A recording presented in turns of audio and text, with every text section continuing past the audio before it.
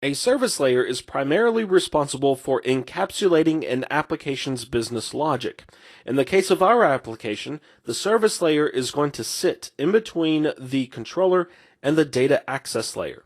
This is going to allow us to keep our controllers very clean. The controllers aren't going to do a whole lot of work. They are going to rely upon the services to do the bulk of the work. Then the services will return whatever information that they need to back to the controllers so that the controllers could then pass that on to the view. Our application is going to have a variety of services, and in this lesson we are going to write two services. One is going to be called user service, the other is going to be called Ribbit service. They are going to be responsible for retrieving information from the data access layer, as well as creating new objects.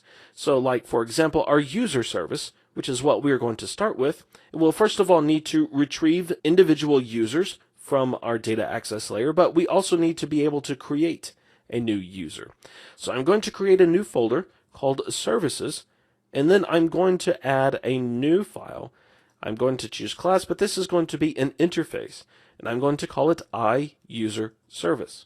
And while we will eventually declare many members for this interface, we're going to start with just three. Two to retrieve an individual user from our data access layer, and then one to create a new user. So let's change this to interface, and let's add those members. So the first two members are the getBy methods. These are simply going to call the getBy method on our repository.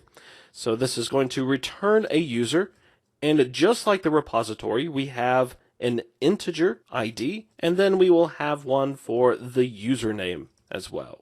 But we will also need a method to create a new user. A user needs a username. It also needs a password. We need the user profile for that user. And then we also need the date that the user was created. Now, most of the time we would use datetime.now for the created date. But sometimes we might not want that, and we need to accommodate those situations. So what we're going to do is we're going to say that the created parameter is a nullable date time, and then whenever we implement this method, we are going to make it an optional parameter. That way we can just omit it, and if it is null, then we can just use datetime.now.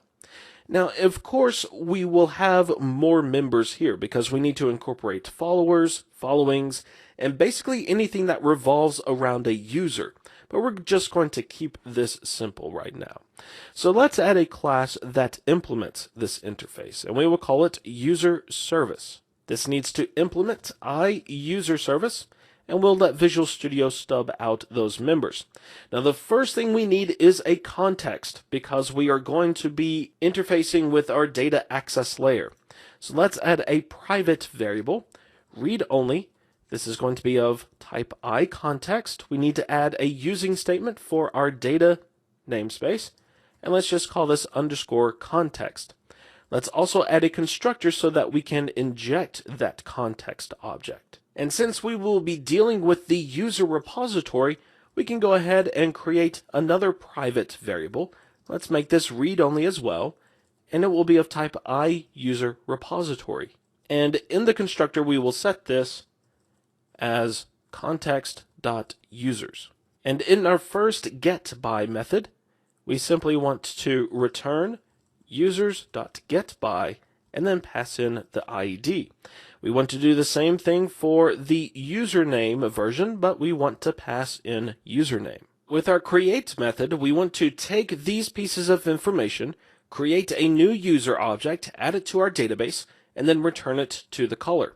So let's first create our user, and we will use initializer syntax. But let's add a using statement for our model's namespace. We want to set username equal to username.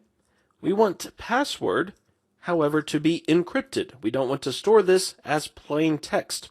Well, we have a class called crypto that we also need to add a using statement for. It is system.web.helpers, and this has a method called hashPassword. Pass in the password, and then we have a hashed password. Let's set the date created property. We want to check if created has a value. If it does, then we want to use that value. Otherwise, we want to use datetime.now. Then finally, we want to set the profile equal to profile. And then after we've created the user, we want to add it to our database. So users.create, we pass in that user. Then we want to save our changes. So underscore context.save changes. And then finally, we return the user back to the caller. Now, one thing we could do is instead of directly using the crypto class, we could write another service, a cryptography service, in which we use the crypto class. That way we could switch out our crypto services and use whatever cryptography we wanted to use. But in this case, this is going to be perfectly fine. And now that we have a using statement for our models namespace, we can get rid of models dot and then the class name. Well, now let's turn our attention to the Ribbit service. So let's right click, let's add a class, and we will call it Ribbit service. We're kind of going to do this backwards. Instead of creating the interface, we're going to create the class first, because this is actually what I do. I write the class first, and then I let Visual Studio create the interface for me. Like the user service, we need a context. So private read only iContext. We need the using statement for our data namespace, and underscore context. Then we want the Ribbit service constructor to accept that context so that we can set our variable. Our Ribbit service needs to get a Ribbit by ID. So public Ribbit get by and then int ID.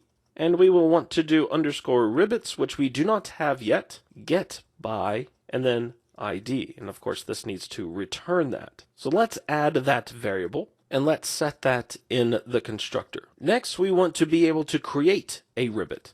So public Ribbit, and we'll call this create. We need to know the user that created the Ribbit. We need the status of the Ribbit, or at least the message. And then we need the time and date that it was created. So like what we did with the user service, we're going to make this nullable, created, and we're going to make it optional as well. So now let's create our Ribbit equals new Ribbit. We'll set the status as status. The date created property, we'll check if created has a value and use it if it does. Otherwise, it will use datetime.now. And that's it. We will use the Ribbits repository. We'll use the add for method. We'll pass in the Ribbit and the user, and then that will take care of that. Then, of course, we want to save changes and then return Ribbit. So now let's generate the interface for this class. So right-click on Ribbit service, and let's look at refactor, and we don't have extract interface. We have extract method and rename, but not extract interface. If you're using a paid-for version of Visual Studio, then you will have extract interface here. But since we don't, we will need to write that ourselves. So let's go ahead and let's implement iRibbit service, and then we will add that file to our services folder. Change this to interface. We had the Ribbit get by and then int ID. Then we had the Ribbit create user string status, and then the nullable date time created. And that's all that we are going to do for this lesson. In the next lesson, we are going to write the security service. It's going to be responsible for registering users. It's also going to be responsible for authenticating them and logging them in. And this is going to use our user service in order to do some of those things.